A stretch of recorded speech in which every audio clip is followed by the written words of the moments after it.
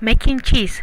We decided to make a cottage cheese and in the process learned the history and chemistry of actual cheese making. To make cottage cheese, you would need these materials: whole milk, vinegar, a saucepan, tablespoon, a wooden spoon, a stove, a strainer, and a bowl. The procedure. These are the steps we did on making it. First, measure 2 cups of whole milk. Next, pour the milk in the saucepan. Then heat it up on medium heat on the stove and stir. When bubbles form and it rises, stop stirring and then take it off the heat. Next, add 1 tablespoon of vinegar. Constantly stir and watch as the curds form. After stirring, pour the cheese into a strainer and have a bowl underneath to capture the whey. Use a wooden spoon to press on the cheese to get more whey out of the curds. After the whey is all out, put the cheese in a bowl and let it cool, and you're done. Here's a clip of us actually making cottage cheese. Yeah. You're not the type of girl to remain with the guy too shy, too afraid to say he'll give his heart to you forever. I'm not the boy that will fall to his knees with the sans class type begging you please to stay with him for worse or for better. But I'm staring at you now, there's no one else around. I'm thinking you're the girl for me. I'm just saying it's fine by me if you never leave, and we can live like this forever. It's fine by me. In the past I would try hard to commit to a girl, wouldn't get too far. It always somehow seemed to fall apart. But with you, I could see what I need. I could dream realistically and knew that this was different from the start.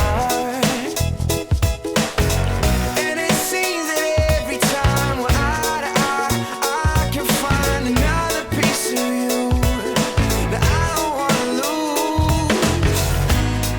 And I'm staring at you now, there's no one else around. I'm thinking you're the girl I need. I'm just saying it's fine by me if you never leave, and we can live like this forever. It's fine by me. I'm just saying it's fine by me if you never leave, and we can live like this forever. It's fine by me.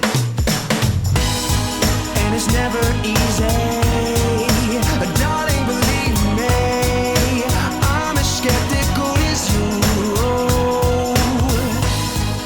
But when I think of The exact origin of cheese is unknown, but it arose with increased domestication of dairy animals such as cows, sheep, goats, and yaks. There is a legend that says that an Arabian merchant had put milk into a pouch made of a sheep's stomach to drink during a horse ride through a desert. The combination of rennet or rennet in the lining of the pouch, the movement of the horse, and the heat of the desert separated the milk into curds and whey. After a couple of hours, the merchant checked the bag and found the products. He learned that the curds were delicious and satisfying, and the whey thirst quenching. Cheese was usually found throughout the Middle East and Southern Asia until 750 BC, when the Romans started to expand their empire. Along with their expansion, they brought cheese to Europe. Romans increased the popularity of cheese, and it became food for the wealthy. After a while, cheese became a staple among the common people, and its popularity increased so much demand for cheese increased the cheese industry in 1840. Only soft cheeses were being mass-produced until 1850, where they began producing hard cheeses as well. Cheese making is more complicated than it looks. Although it seems like you only need to heat up some milk and add vinegar, like in our cottage cheese making portion of the video, and watch cheese form, there are some serious chemical reactions going on. For our purposes, I'm going to talk about the chemical reaction present in cottage cheese. At the beginning of the reaction, we had 2 liquids, whole milk and vinegar. Now milk has many proteins that flow around, suspended in the fluid, and has sufficient amount of lactose, milk sugar. Due to their pH, the proteins stay separate. These proteins are what make up the bulk of the cheese. The bacteria take the lactose in the milk and turn it into lactic acid, which slowly denatures the proteins present in the milk. If we allowed the milk to curdle naturally, all the lactose would be used up, allowing the lactose-intolerant people to be able to get the calcium they need more easily. Since we neither have the patience nor the time to wait for the bacteria to do the job for us, we added vinegar. Vinegar has many acids, but the main acid is acetic acid. The acids are what cause the proteins in the milk to curdle.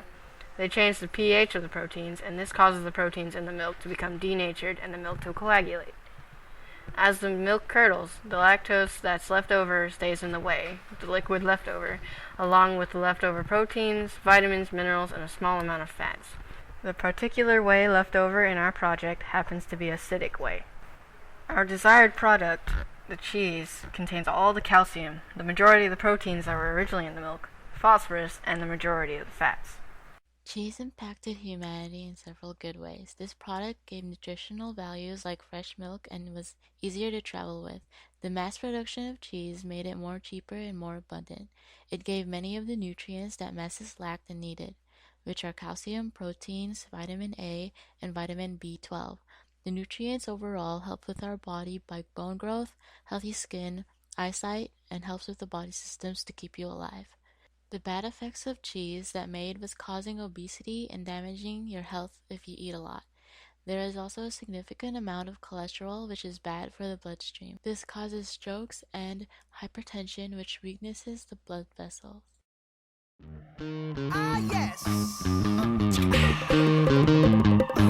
Well, looky here, what do we have? Another pretty thing ready for me to grab. But little does she know that I'm a wolf in sheep's clothing. Cause at the end of the night, it is her I'll be holding. I love you so, hey, that's what you'll say. You'll tell me, baby, please don't go away. But when I play,